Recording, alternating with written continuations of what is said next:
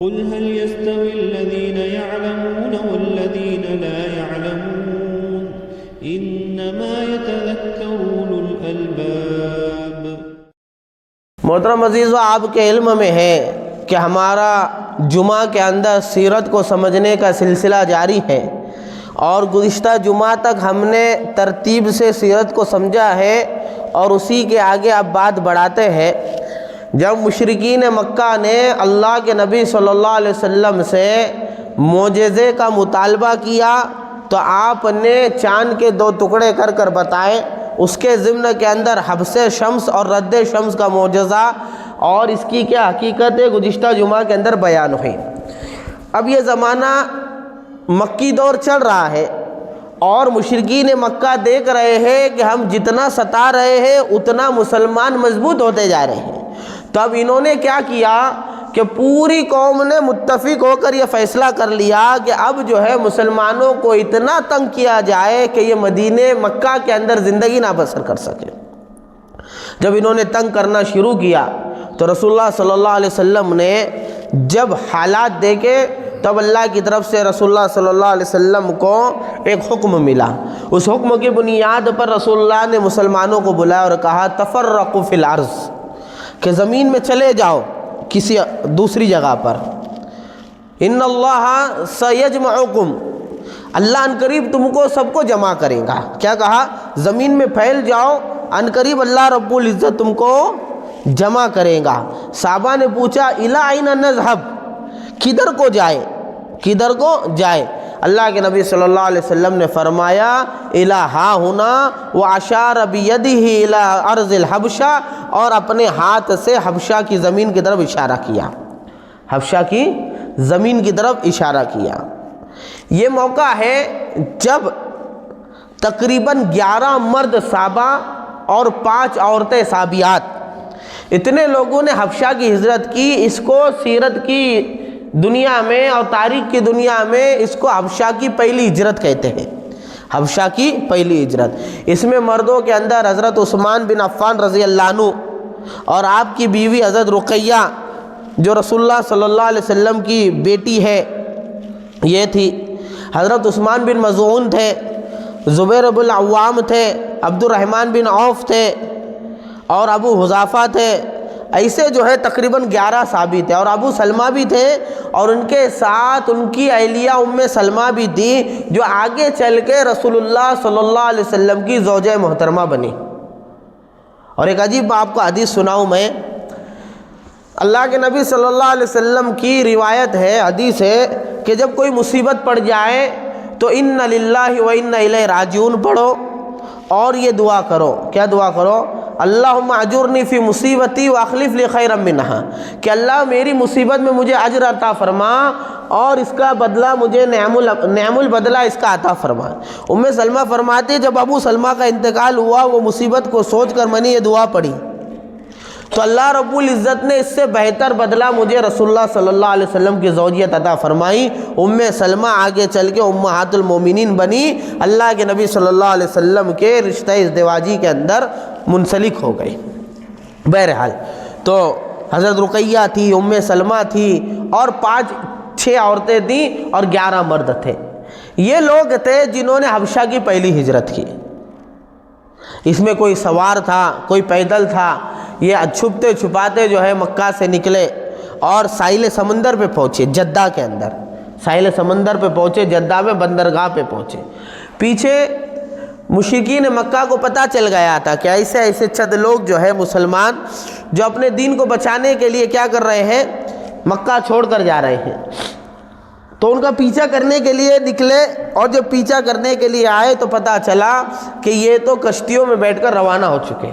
یہ جب بندرگاہ پر آئے تو اللہ کا کرنا ایسا تھا، 2 کشتیاں تجارت کی، تجارتیں چلتی تھی، آج بھی چلتی ہے کشتیوں سے تجارتیں، تو تجارت کی کشتیاں مکہ سے کے علاقے سے یعنی جدہ سے حبشہ کی طرف جا رہی تھی، اور اللہ کے نبی نے اشارہ حبشہ کی طرف کیا تھا، تو پہلے حبشہ کی ہجرت تھی، لہٰذا یہ 11 مرد اور جو ہیں 5 عورتیں، یہ 5 درہم کرایہ دے کر کشتی میں سوار ہو گئے۔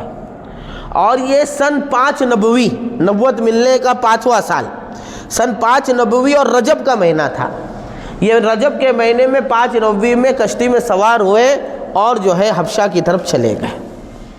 اور اللہ کے نبی نے یہ بھی کہا تھا کہ حبشہ میں نجاشی کی حکومت ہے، اس کی حکومت ایسی ہے کہ اس کی حکومت میں کوئی کسی کے اوپر ظلم نہیں کر سکتا، یعنی وہ ایک اچھا حاکم ہے، اس طرح سے اللہ کے نبی نے کہا تھا، لہٰذا یہ حبشہ کی طرف گئے۔ مشرکین مکہ جب تلاش کرتے ہوئے دوڑتے ان کے پیچھے آئے تو پتہ چلا کہ یہ تو جدہ کی بندرگاہ سے کہیں پہ بیٹھ کے کشتی پہ بیٹھ کے چلے گئے۔ یہ لوگ حبشہ پہنچے، یہ حبشہ کی پہلی ہجرت، حبشہ پہنچے، رجب سے شوال تک رہے، سن 5 ربیع میں رجب کے مہینے سے شوال تک رہے، اور شوال کے مہینے کے اندر ایک خبر پھیلی، شیطان نے پھیلا دی یا کسی دشمن نے پھیلا دی کہ پورے مکہ والے جو ہے مسلمان ہو چکے ہیں۔ اب آج کے زمانے کی طرح سہولتیں تو تھی نہیں کہ وہاں سے فوراً فون لگاتے کہ بھائی دیکھو ایسی بات آئی، کرو ویڈیو کال کرو، ویڈیو بنا کر بھیجو، نہیں، اس زمانے کے اندر ایسے ہی کاشت سے خبریں آتی تھی، خط و خطابت کا بھی اتنا جو ہے لیٹر کا اور اس کا دورہ نہیں تھا، اس لیے خبر ملی تو اب خوش ہو گئے کہ چلو اب مکہ جب اپنا جو وطن ہے سب مسلمان ہو چکے تو اب تکلیف جو ہے وہ تو ختم ہو گئی، چلو ہم واپس چلتے، لہٰذا یہ واپس جو ہے حبشہ سے نکلے مکہ کی طرف، اور جب مکہ کی طرف شوال کے مہینے میں آئے، قریب آنے کے بعد پتہ چلا کہ حالت تو جیسی کی ویسی ہے، یہ خبر تو جھوٹی تھی۔ اب بڑے پریشان ہوئے، حیران ہوئے کیا کرے، لہذا کچھ چھپ چھپاتے اور کچھ کسی کا ساتھ اور اونٹ لے کر مکہ میں واپس آ گئے۔ یہاں پہ سوال یہ پیدا ہوتا ہے کہ مسلمان تو مشرکین مکہ اور دشمنان اسلام کی طرف سے آنے والی ہر مصیبت کو اپنے سینے پر جھیلتے تھے، جیسے گزشتہ 2 جمعہ پہلے ہم نے تذکرہ کیا خباب بن ارد کا، بلال رضی اللہ عنہ کا اور دوسرے صحابہ کا، کہ جو عمار بن یاسر اور ان کے پورے خانوادے کا، کہ طرح طرح کی تکلیفیں جھیلتے تھے، تو پھر یہ جان بچا کر کیوں دوسرے علاقے میں چلے گئے؟ تو اس کا سیدھا سا جواب یہ ہے کہ صحابہ اکرام اپنی جان کے بچاؤ کے لیے ہجرت کر نہیں گئے تھے، بلکہ ایمان کے بچاؤ کے لیے ہجرت کر کے گئے تھے، کیونکہ ایمان پر عمل کرنا اور اعمال کے اوپر جمنا بہت مشکل ہو گیا تھا۔ دوسری بات یہ ہے کہ صحابہ جب مشقتیں برداشت کر رہے تھے، جب بھی رسول اللہ کی اطاعت میں کر رہے تھے، رسول اللہ کہتے تھے صبر کرو تو صبر کرتے تھے، اور جب رسول اللہ نے کہہ دیا تفرقوا فی الارض کہ زمین پہ دوسری طرف چلے جاؤ، تو صحابہ نے نبی کی اطاعت کے اندر ہی ہجرت کی۔ لہٰذا یہ بات صحابہ کے اوپر جو ہے نہیں کہی جا سکتی نعوذ باللہ کہ صحابہ نے اپنی جان کو بچانے کے لیے جو ہے ہجرت کر لی، نہیں، یا تو ایمان کو بچانے کے لیے ہجرت کی ہے اور رسول اللہ کی اطاعت کی ہے۔ لہٰذا جب تک رسول اللہ نے نہیں کہا، لہٰذا سیرت میں ہمیں یہ نہیں ملتا کہ ہجرت حبشہ سے پہلے رسول اللہ نے کہا کہ دوسرے علاقے میں چلے جاؤ۔ اس لیے صحابہ نے جو ہجرت کی اپنے دین کی حفاظت کے لیے، ایمان کی حفاظت کے لیے، اور یاد رکھو شریعت میں ایمان کی حفاظت کے لیے ہجرت والے عمل کو شریعت نے مشروع کر دیا۔ لہذا قرآن کی مختلف آیتوں کے اندر ہجرت کرنے کو شریعت نے لازم قرار دیا۔ کب؟ جب کسی علاقے میں تم دارالکفر میں رہتے ہو یا ایسے علاقے میں رہتے ہو جہاں پر دین پر عمل کرنا مشکل ہو، جہاں پر دین پر عمل کرنے کی ممانعت ہو، تو ایسی جگہ پر جہاں پر دین پر عمل کرنے کی اجازت ہے، جس کو دارالاسلام کہتے ہیں، ایسی جگہ پر ہجرت کرنا واجب ہو جاتا ہے۔ لہذا شریعت کے اندر ہجرت کے معنی یہ ہے دارالکفر سے دارالاسلام چلے جانا، کیونکہ دارالکفر میں شریعت پہ عمل کرنے کی اجازت ہوتی نہیں ہے۔ اب آج کے زمانے کے اندر اس میں مختلف مسئلے ہیں، وہ ہجرت کے موضوع کے اوپر جب ہم بحث کریں گے تو سمجھیں گے۔ بہرحال ہجرت کے یہ معنی ہے، اور شریعت نے ہجرت کے اوپر ابھارا ہے۔ لہذا دیکھو یہ سورہ نساء کی آیت نمبر 100 جو میں نے خطبے میں پڑھی، اس میں اللہ فرماتا ہے وَمَن يُهَاجِرْ فِي سَبِيلِ اللَّهِ، جو اللہ کے راستے میں ہجرت کرے، یجد فی الارض مراغما کثیرا وسعا، تو وہ بڑی وسعت پائے گا اور بڑی مال و دولت پائے گا، وہ زمین میں ٹھکانہ پائے گا اور مال و دولت میں وسعت پائے گا۔ یہ اللہ نے کہہ دیا، ترغیب دے دی کہ اگر مکہ کی زمین تمہارے لیے تنگ ہو جائے اور مدینہ کی زمین تمہارے لیے تنگ ہو جائے، مصر اور حبشہ کی زمین تمہارے لیے پورے خطہ ارض میں سے کوئی بھی خطہ ارض میں تم زندگی گزار رہے ہو، وہ کفریہ نظام ہو جس کی بنیاد پر اللہ کے قانون پر اور اللہ کی عبادت پہ کھڑے ہونا مشکل ہو، تو پھر تم ہجرت کرو، اور ہجرت کرنے میں جو تمہارے ذہن میں یہ خیال آوے کہ میرا گھر چھوٹ جائے گا، میری دکان چھوٹ جائیں گی، میرے کھیتی باڑی چھوٹ جائیں گی، میرا مال لٹ جائے گا، اور اجنبی جگہ پہ مجھے ٹھکانہ ملے گا نہیں ملے گا، یہ سارے خیال شریعت نے ذہن سے نکال دیا اور کہا مراغمن کثیرا وسعا، کہ تم کو مال و دولت کی وسعت بھی ملیں گی اور زمین پہ ٹھکانہ بھی ملے گا، کرو ہجرت۔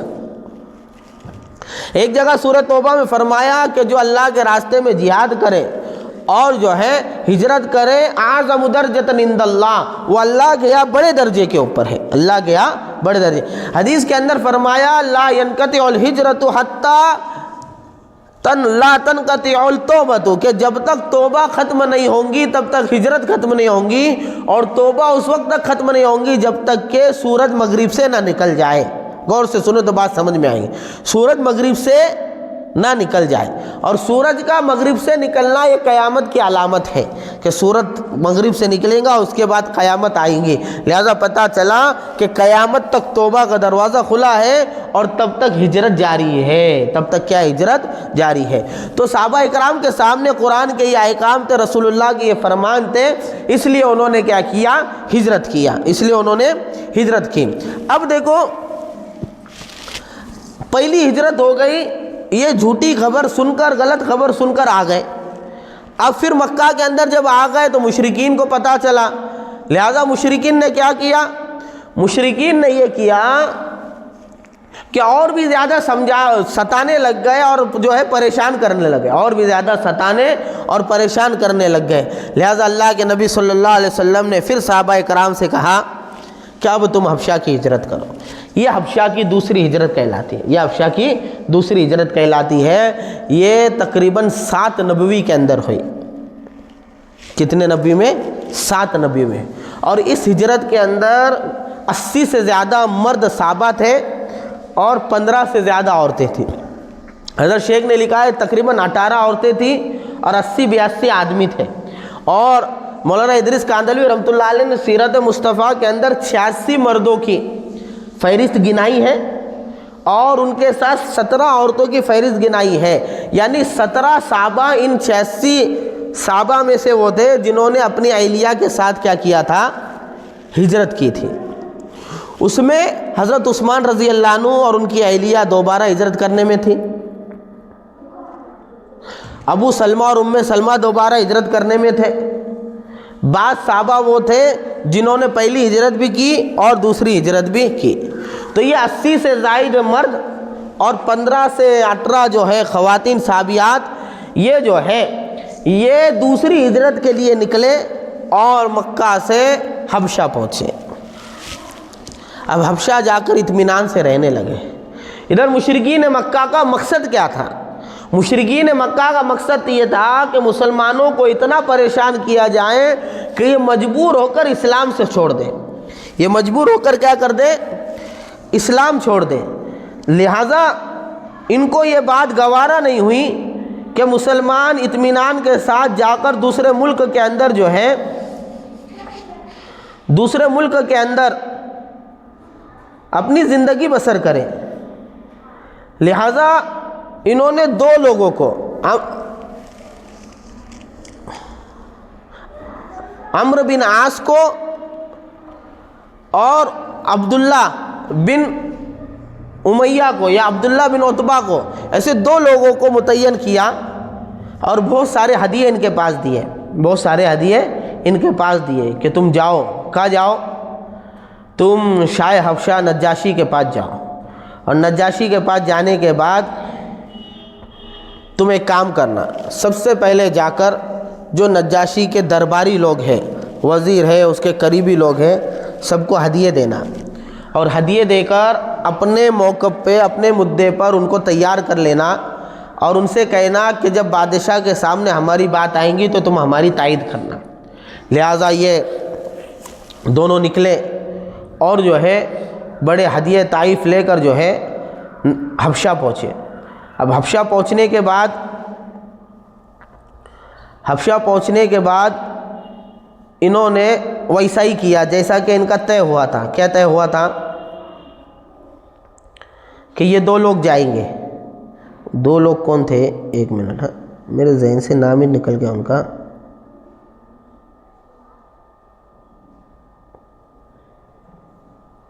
عمرو بن عاص اور عبداللہ بن ابی ربیعہ۔ عمرو بن عاص اور عبداللہ بن ابی ربیعہ، یہ 2 لوگ تھے۔ لہٰذا یہ لوگ جب وہاں گئے تو انہوں نے ویسا ہی کیا جیسا کہ انہوں نے طے کیا تھا۔ انہوں نے گئے سارے درباری لوگوں کو ہدیے دیے، تحفے دیے، تحفے دیے، اور ہدیے تحفے دینے کے بعد ان کو تیار کر لیا اور کہا ان سے کہ ہماری قوم کے چند بیوقوف اور نادان لوگ اپنا دین چھوڑ کر دوسرے دین کو اپنا لیا، نہ انہوں نے تمہارا دین اپنایا نہ ہمارے دین پہ رہے، نہ تو بت پرستی پہ رہے نہ عیسائی بنے، کیونکہ نجاشی اور اس کے درباری عیسائی تھے۔ نجاشی اور اس کے درباری کون تھے؟ عیسائی تھے۔ تو ایسا کہہ لیا کہ بھئی نہ تو ہمارے دین پر رہے نہ تمہارے دین کے اوپر آئے، لہٰذا بادشاہ کو ہم کو یہ کہنا ہے کہ ان سے بغیر کوئی مکالمہ اور گفتگو کیے ہوئے ان کو واپس ہمارے حوالے کر دو۔ درباریوں نے ہدیے بھی لیے، دوسرے دن بادشاہ کے دربار کے اندر حاضر ہوئے۔ نجاشی کے سامنے انہوں نے کیا کیا؟ سب سے پہلے نجاشی کے دربار کا نظام یہ تھا، جو بھی آتا تھا سلام کرتا تھا، ویلکم کرتا تھا اور سجدہ کرتا تھا۔ یہ لوگ آئے اور انہوں نے سجدہ کیا اور نجاشی کے سامنے اپنا مدعا رکھا۔ کیا مدعا رکھا؟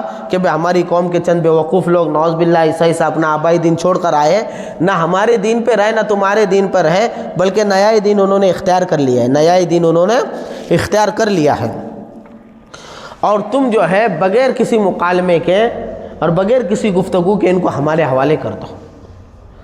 لیکن نجاشی سمجھدار تھا، اس نے اس بات کے اوپر غصے کا اظہار کیا کہ میں بغیر ان سے گفتگو کیے ہوئے تمہارے حوالے نہیں کروں گا۔ جب وہ میرے علاقے کے اندر آ کر رہے ہیں اور یہاں پناہ لے رہے ہیں تو بغیر گفتگو کیے میں ان کو چھوڑوں گا نہیں۔ لہٰذا نجاشی نے صحابہ کو بلایا۔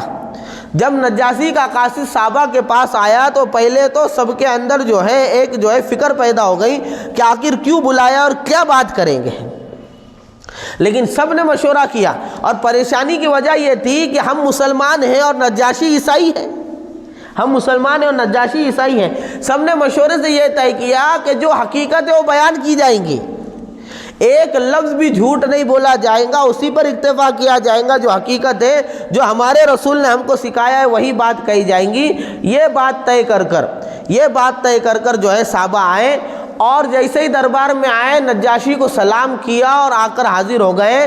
نجاشی کے دربار کے اصول کے مطابق کسی نے سجدہ نہیں کیا، تو درباریوں کو یہ بات بہت گرا گزری کہ بھائی بادشاہ کے سامنے آئے اور توہین کر دیا، اس کو سجدہ نہیں کیا۔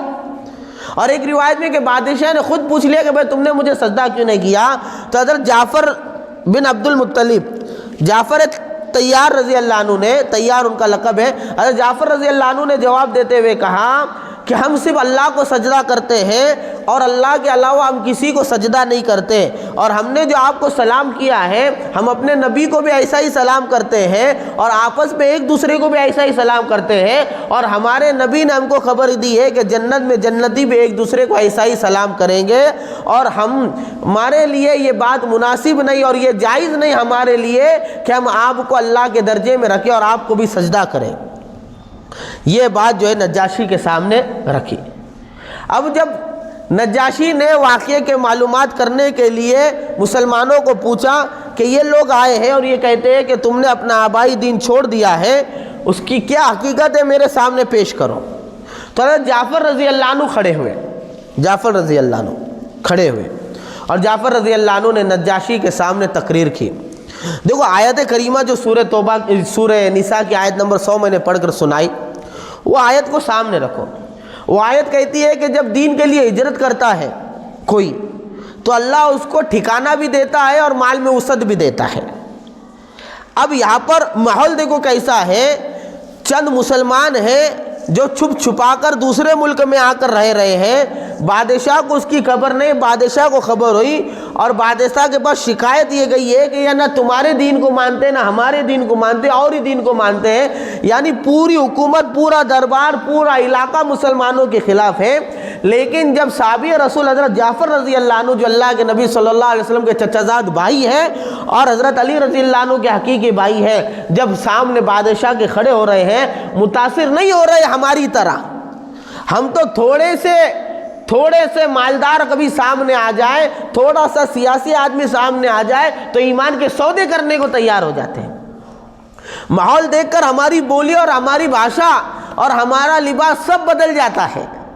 یہ صحابہ سے سیکھنا ہے کہ حالات کیسے بھی ہو، سچ کا ساتھ دینا ہے، سچ کے ساتھ رہنا ہے، سچ بولنا ہے۔ اللہ کے نبی نے فرمایا الصدق ینجی والکذب یہلک، او کما قال، کہ سچ بولنا آدمی کو نجات دیتا ہے چاہے ماحول کیسا بھی بنا ہوا ہو، اور جھوٹ بولنا آدمی کو ہلاک کرتا ہے چاہے ماحول کیسا بھی بنا ہوا ہو۔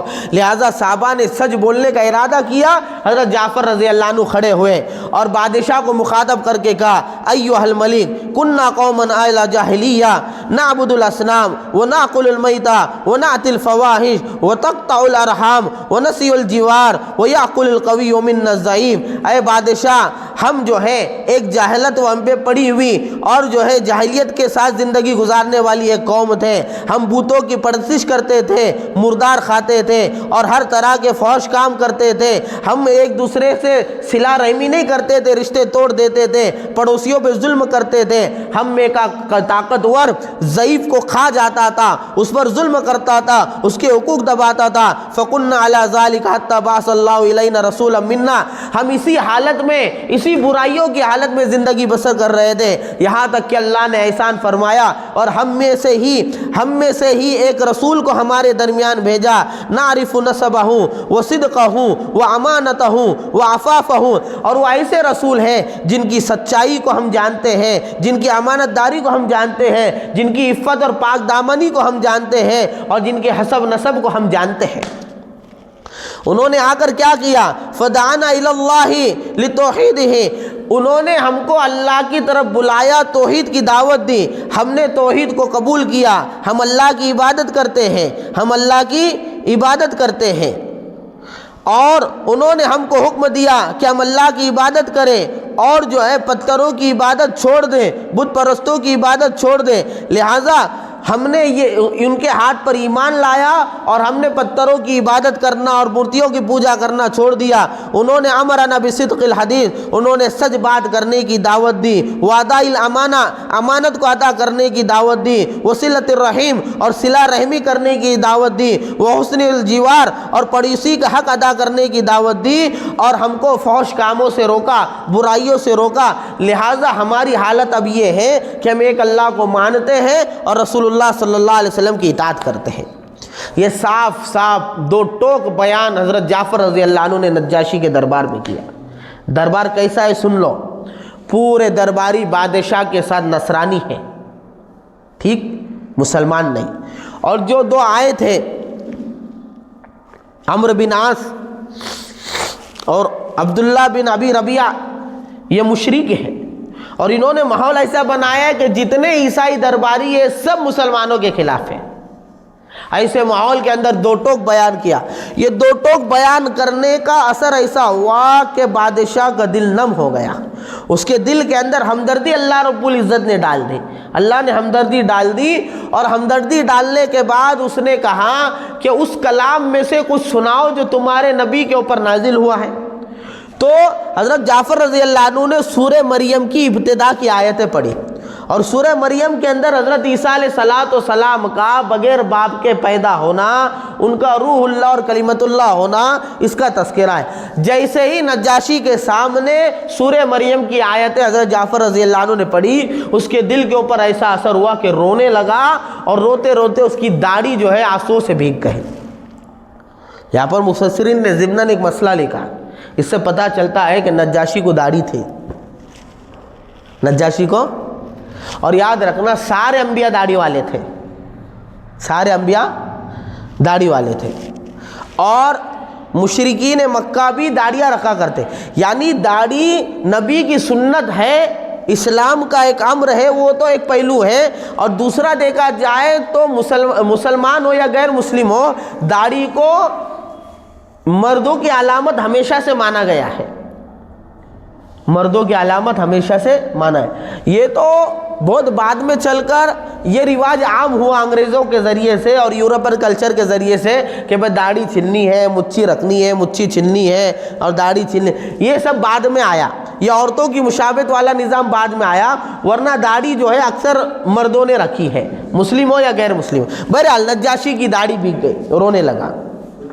اور نجاشی نے کہا کہ نجاشی نے کہا، ادھر توجہ رکھو، نجاشی نے کہا کہ تم یہاں پر رہو، تمہارے لیے کوئی پریشانی یہاں پر نہیں ہے۔ صحابہ اکرام مجلس سے اٹھے اور چلے گئے۔ اب یہ جو مشرکین مکہ آئے تھے بڑا ارادہ اور پلان لے کر، بڑے ہدیہ تحائف دے کر، پوری سازش رچی تھی انہوں نے، تو ان کے لیے تو بھائی ایسا معاملہ تھا کہ ان کو ایسا لگ رہا تھا کہ ہمارا معاملہ درست ہو جائے گا، لیکن کایا ہی پلٹ گئی۔ اور یہاں پر علماء اکرام نے ایک بڑی حکمت کی بات لکھی ہے، جیسے میں نے کہا نا، تو عمرو بن عاص انہوں نے کیا کہا تھا نجاشی سے بھی اور درباریوں سے بھی، کہ ان سے کوئی گفتگو نہیں کرنا، بغیر گفتگو اور مکالمہ کیے ہمارے سپرد کر دینا، کیونکہ ان کے گھر والوں نے اور ان کے جو ہے ذمہ داروں نے ہمیں ان کو لینے کو بھیجا، یہ تو بیوقوف ہے، یہ تو کیا ہے، بیوقوف ہے، ان کو ہم لینے بھیجا ہے، ٹھیک ہے۔ علماء نے کہا ہے کہ عمرو بن عاص یہ مشرکین مکہ جو آئے تھے، انہوں نے یہ تقاضا کیوں رکھا تھا کہ ان سے بات نہیں کرنا، کیونکہ وہ جانتے تھے یہ حق والے ہیں، اور جب یہ سامنے بات رکھیں گے تو اس کا اثر ضرور ہوگا، لہٰذا ان کو جو ڈر تھا وہی ہوا۔ جب جعفر رضی اللہ عنہ نے پوری تقریر سامنے رکھ دی، پوری بات حقیقت کھول کے سامنے رکھ دی، تو نجاشی کا دل بدل گیا، بلکہ آنسو بہنے لگے۔ نجاشی نے ان کے حوالے نہیں کیا، بلکہ جو ہے صحابہ اکرام کو جو ہے سہولت دے دی کہ اب تم یہاں رہو، اطمینان سے رہو، کوئی ظلم زیادتی تم پر نہیں ہوں گے۔ یہ بات ہو گئی۔ صحابہ چلے گئے اپنے ٹھکانے کے اوپر، عمرو بن عاص وغیرہ یہ آئے مشرکین مکہ، اب ان کو بہت ٹینشن تھا۔ عمرو بن عاص نے عبداللہ سے کہا، ابن ربیعہ سے، کل میں ایک ایسی حرکت کروں گا کہ جس حرکت کے بعد نجاشی ان کو ٹھکانہ دینا تو دور کی بات ہے، ان کو ہمارے ساتھ لوٹانا تو دور کی بات ہے، ان کو یہیں پہ ذبح کر دیں گا۔ تو عبداللہ نے کہا بھی کہ عمرو ایسا مت کرو، گرچہ یہ دین چھوڑ چکے ہمارا، لیکن ہے ہمارے رشتہ دار، ہمارے بھائی بند ہیں۔ لیکن عمرو بن عاص نے نہیں مانی، دوسرے دن نجاشی کے دربار میں آئے اور کہا کہ یہ حضرت عیسیٰ علیہ السلام کی شان میں نعوذ باللہ گستاخی کرتے ہیں۔ کیا کرتے ہیں؟ گستاخی۔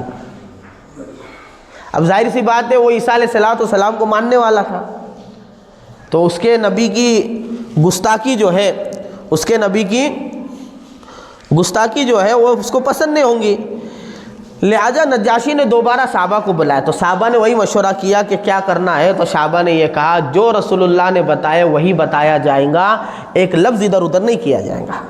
اور سن لا بھی، عیسائیوں کے یہاں عیسیٰ علیہ السلام کو اللہ کا بیٹا مانتے ہیں۔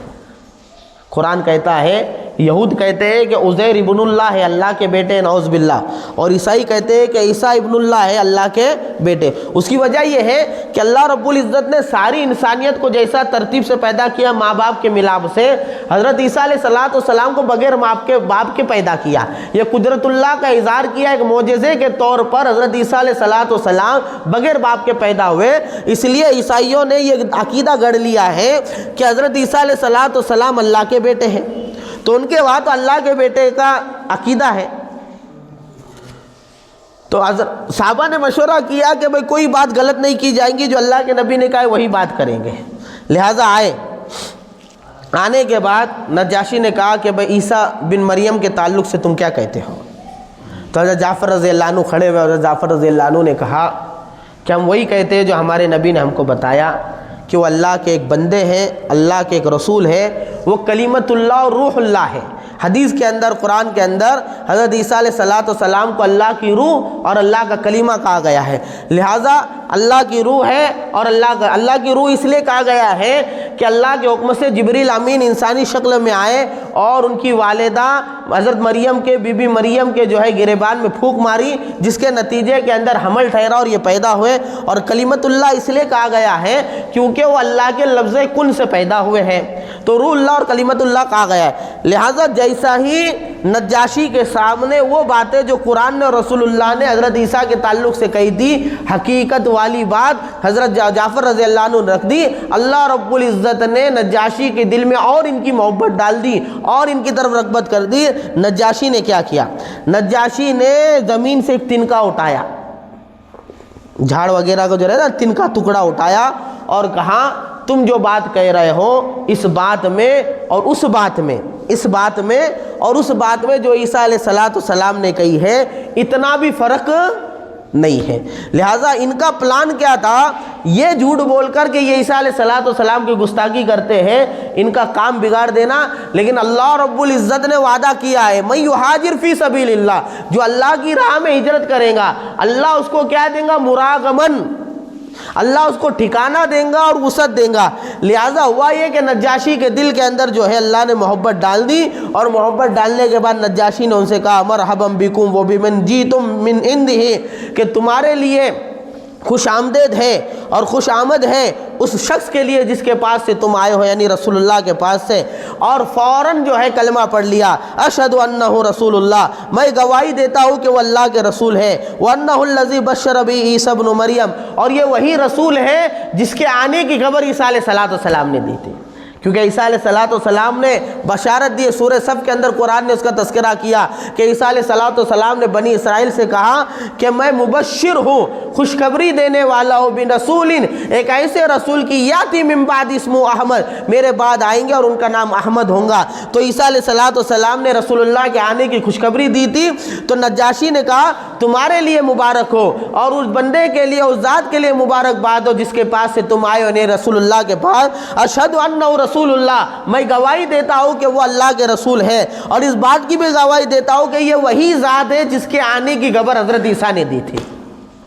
اس کے بعد کہا لولا ما انا فیہ من الملک لاتیت حتی اکون عن الذی احمل علیہ، نجاشی کے جملے آگے کے، اگر میرے ذمے یہ حکومت کی ذمہ داری نہیں ہوتی تو میں خود رسول اللہ کے پاس جاتا اور ان کے جوتے اپنے ہاتھ سے اٹھاتا، اور ایمان لا لیا، ایمان لے آیا۔ اور اس کے بعد کہا کہ اب تم یہاں پر رہیں گے، ان کے کھانے کا اور کپڑے کا انتظام حکومت نے لے لیا، اور یہ کہہ دیا کہ اس کے بعد جو ان کو تکلیف پہنچائیں گا اس کے خلاف کارروائی کی جائیں گی۔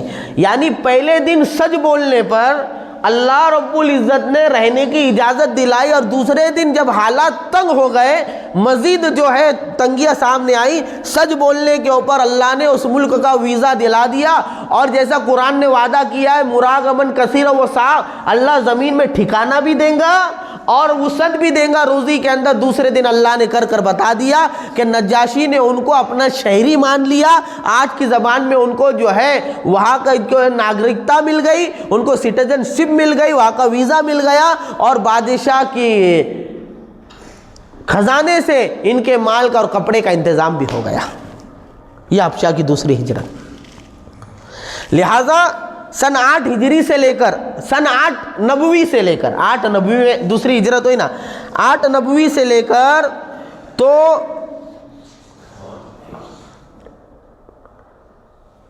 تقریباً 7 ہجری کے اندر ادھر مکہ کی ہجرت ہو گئی اور ہجری سال شروع ہو گئے۔ 7 ہجری میں خیبر فتح ہوا۔ جب خیبر فتح ہوا تو اس وقت جو ہے یہ صحابہ اکرام اور صحابیات جو حبشہ میں رہ رہے تھے ہجرت کر کے حبشہ سے مدینہ چلے گئے۔ کیوں؟ کیونکہ ادھر رسول اللہ صلی اللہ علیہ وسلم آ چکے تھے، مسلمانوں کا بول بالا ہو چکا تھا، اور مسلمانوں کی ایک بڑی طاقت ہو چکی تھی، اور سن 2 ہجری 3 ہجری کے اندر جو ہے مسلمانوں نے جنگ بدر کی تھی، جنگیں جو ہے احد کی تھی، اور مسلمانوں کا غلبہ ظاہر ہو چکا تھا۔ لہذا مفسرین نے یہ بھی لکھا ہے، علماء کرام نے، کہ یہ لوگ یہاں پر رہے، اور 13 نبوی کے اندر اللہ کے نبی نے ہجرت کی، کہا کی مکہ سے مدینہ کی، 13 نبوی کے اندر، ٹھیک ہے، نبوت مل کے 13 سال ہو گئے تھے۔ تو 13 نبوی کے اندر جب رسول اللہ صلی اللہ علیہ وسلم نے مدینہ کی ہجرت کی تو یہ خبر حبشہ پہنچی، تو یہ جو 80 سے زائد 86 مرد اور جو ہے 18 عورتیں جو تھیں، ان میں سے ایک تعداد نے اسی وقت مدینہ کی ہجرت کر لی، حبشہ چھوڑ کر چلے گئے۔ لیکن ایک بڑی تعداد جس میں حضرت جعفر بھی تھے، بڑی تعداد حضرت جعفر اور حضرت موسیٰ اشعری رضی اللہ عنہ بھی تھے۔ موسیٰ اشعری رضی اللہ عنہ کا واقعہ یہ ہوا تھا کہ یہ صحابہ مکہ سے حبشہ گئے تھے۔ موسیٰ اشعری رضی اللہ عنہ یمن کے رہنے والے تھے، وہ شروع زمانے میں مکہ آئے، اللہ کے نبی صلی اللہ علیہ وسلم کے ہاتھ پہ ایمان لائے اور پھر یمن میں جا کر رہنے لگے۔ جب ان کو خبر ملی کہ صحابہ کی ایک بڑی جماعت حبشہ چلے گئی ہے تو یمن سے وہ بھی ہجرت کر کے حبشہ چلے گئے تھے، اور سن 7 ہجری میں غزوہ خیبر کے موقع پر سارے صحابہ اور جعفر رضی اللہ عنہ کے ساتھ وہ بھی آئے، وہ بھی جو ہے مدینہ حبشہ سے آ گئے۔ تو اس زمانے تک صحابہ اکرام حبشہ کے اندر رہے۔ اللہ رب العزت نے 7 نبوی سے لے کر 8 9 10 11 12 13 یہ 6 سال اور وہ 7 سال، 6 اور 7 13 سال حبشہ کے اندر صحابہ رہے۔ کتنے سال رہے؟ 13 سال۔ اللہ نے ٹھکانہ بھی دیا اور مال بھی دیا، عافیت کے ساتھ رہے۔ جب سن 7 ہجری میں مکہ سے مدینہ، یہ حبشہ سے مدینہ آنے کا ارادہ کیا تو نجاشی کو خبر ہوئی، تو نجاشی نے پورے سفر کا انتظام کیا، توشہ دیا سفر کا، اور ایک قاصد بھیجا اپنا، اور کہنا رسول اللہ کو کہ نجاشی نے تمہارے ماننے والوں تمہارے صحابہ کے ساتھ کیا معاملہ کیا اس کی خبر دینا۔ لہٰذا صحابہ اکرام حضرت جعفر رضی اللہ عنہ اور وہ صحابہ سب کے سب نجاشی کی دی ہوئی سواریوں پر، اس کے دیے ہوئے توشے پر حبشہ سے ہجرت کر کر مدینہ آئے۔ مدینہ میں رسول اللہ صلی اللہ علیہ وسلم نے جیسے جعفر کو دیکھے تو جو ہے گلے سے لگایا، اور حضرت جعفر رضی اللہ عنہ کو دیکھ کر اللہ کے نبی نے کہا کہ مجھے معلوم نہیں کہ خیبر فتح ہونے کی مجھے زیادہ خوشی ہے کہ جعفر کے آنے کی زیادہ خوشی ہے، کیونکہ اسی وقت خیبر بھی فتح ہوا تھا اور حضرت جعفر بھی آئے تھے۔ تو اللہ کے نبی کہنے لگے کہ مجھے خیبر کے فتح ہونے کی زیادہ خوشی ہے یا جعفر کے آنے کی زیادہ خوشی ہے مجھے نہیں معلوم، خوشی کا اظہار کیا۔ اس کے بعد اس قاصد نے اللہ کے نبی صلی اللہ علیہ وسلم کے سامنے کھڑے ہو کر وہ پوری کاروائی سنائی جو اتنے سالوں کے اندر نجاشی نے اللہ کے نبی صلی اللہ علیہ وسلم کے صحابہ کے ساتھ کی تھی، اور صحابہ نے حضرت جعفر رضی اللہ عنہ نے اس کی تائید کی اور کہا کہ نجاشی جو ہے آپ کے اوپر ایمان لے آئے ہیں، اور انہوں نے اس طرح کی بات کہی ہے کہ اگر حکومت کی ذمہ داری میرے پاس نہیں ہوتی تو میں رسول اللہ کے پاس آتا اور ان کی جوتیاں اٹھاتا، اور جو ہے اللہ کے نبی صلی اللہ علیہ وسلم نے نجاشی کو دعا کی، اور وہ قاصد کو کہہ کر بھیجا کہ رسول اللہ صلی اللہ علیہ وسلم کا پیغام قاصد کے ذریعے سے جو ہے نجاشی کے پاس بھیجا۔ اور روایت کے اندر یہ کہ بعد میں جب نجاشی کا انتقال ہوا تو اللہ کے نبی صلی اللہ علیہ وسلم نے اس کی نماز جنازہ بھی ادا کی تھی، یہ تھی حبشہ کی دوسری شکل۔ اب یہاں پر ایک روایت میں ایسا ہے کہ جب عمرو بن عاص اور وہ مشرکین جو آئے تھے انہوں نے جب ان کی شکایت صحابہ کی شکایت نجاشی کے سامنے رکھی تو وہ پوری تقریر کی حضرت جعفر رضی اللہ عنہ نے، دونوں دن کا معاملہ ہوا۔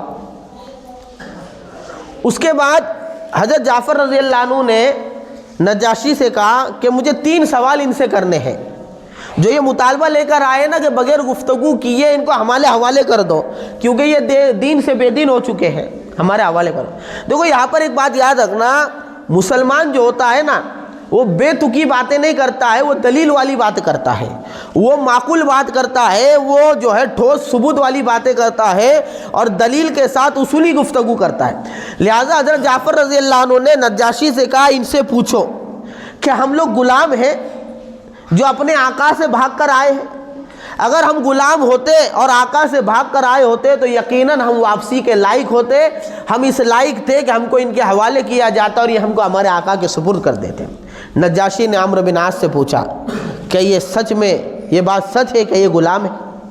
تو عمرو بن عاص نے کہا نہیں، یہ غلام نہیں بل احرار کرام، بلکہ یہ تو شرافت والے آزاد لوگ ہیں۔ پہلا سوال اس کا جواب آیا۔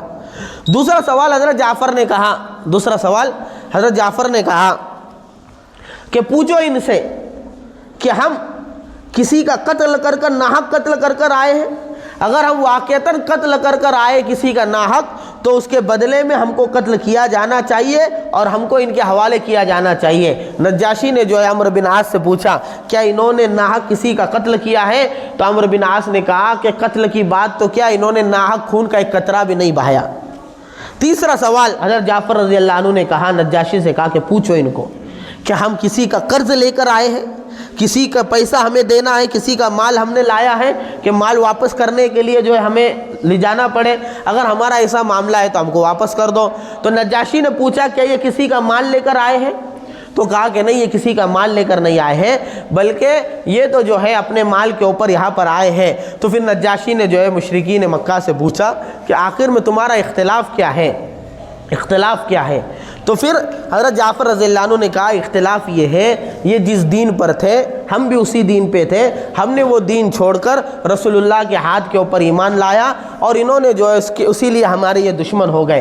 لہٰذا اس موقع پر نجاشی نے سوال کیا تھا وہ دین جس پر یہ تھے اور وہ دین جو تم نے جو ہے اپنایا اس میں کیا فرق ہے؟ تو اس وقت حضرت جعفر رضی اللہ عنہ نے یہ جواب دیا تھا، اما الذی کنا علیہ دین الشیطان و امر الشیطان، کہ وہ دین جس کے اوپر ہم پہلے تھے، جس کے اوپر مشرکین مکہ ہے، وہ شیطان کا دین ہے اور شیطان کا حکم ہے نکفر باللہ ونعبد الحجارہ، کہ ہم اللہ کا انکار کرتے تھے، کفر کرتے تھے اور پتھروں کی پوجا کرتے تھے۔ وَأَمَّا الَّذِي نَحْنُ عَلَيْهِ فَدِينُ اللَّهِ عَزَّ وَجَلَّ نُخْبِرُكَ أَنَّ اللَّهَ بَعَثَ فِينَا رَسُولًا كَمَا بَعَثَ إِلَى الَّذِينَ مِن قَبْلِنَا، اور اس وقت ہم جس دین کے اوپر ہیں یعنی دین اسلام کے اوپر ہیں، یہ اللہ رب العزت کا دین ہے، میں تجھے خبر دیتا ہوں کہ اللہ نے ایک رسول بھیجا ہے جیسا کہ پہلی امتوں کے طرف رسول بھیجا ہے۔ اور چونکہ نجاشی نبی کو ماننے والا تھا نا، اس لیے کہا کہ ویسا ہی ہمارے پاس اللہ رب العزت نے رسول بھیجا جیسا اس سے پہلے لوگوں پر بھیجا ہے، لہٰذا ہمارے پاس ربی آئے سچ کو لے کر اور خیر کو لے کر، اور ہمیں منع کیا بتوں کی عبادت کرنے سے، ہم نے نبی کی تصدیق کی، ہم نے نبی پر ایمان لایا اور اس کی اطاعت کی، جس کے نتیجے میں ہماری یہ قوم ہماری دشمن ہو گئی اور ہمارے اور نبی کے قتل کی در پہ ہو گئی، اور اسی سے بچ کر ہم اپنے دین کی حفاظت کے لیے آپ کے علاقے کے اندر آئے ہیں، آپ کی سرزمین کے اوپر آئے، آپ کے علاقے میں آئے ہیں، آپ کی سرزمین کے اوپر آئے ہیں۔ یہ سن کر جو ہے نجاشی اور بھی زیادہ جو ہے صحابہ کا گرویدہ ہو گیا۔ یہ دوسری ہجرت تھی۔ پہلی ہجرت وہ ہوئی حبشہ کی طرف جس کے اندر 11 مرد اور 5-6 عورتیں تھیں۔ دوسری ہجرت میں 80 سے 86 مرد اور جو ہے 17 عورتیں تھیں۔ انہوں نے حبشہ کی طرف ہجرت کی، اور حبشہ کی ہجرت کے بعد سن 7 ہجری تک یہ جو ہے مسلمان کہاں رہے؟ وہ جو ہے حبشہ کے اندر رہے۔ جب خیبر فتح ہوا یہ وہاں پر جو ہے واپس آ گئے۔ یہ جو ہے سیرت کا وہ دور ہے جو مکی زندگی چل رہی ہے۔ سن 8 نبوی کے اندر دوسری ہجرت ہوئی تھی۔ اب ہم یہاں تک پہنچے، انشاءاللہ وقت ہو گیا۔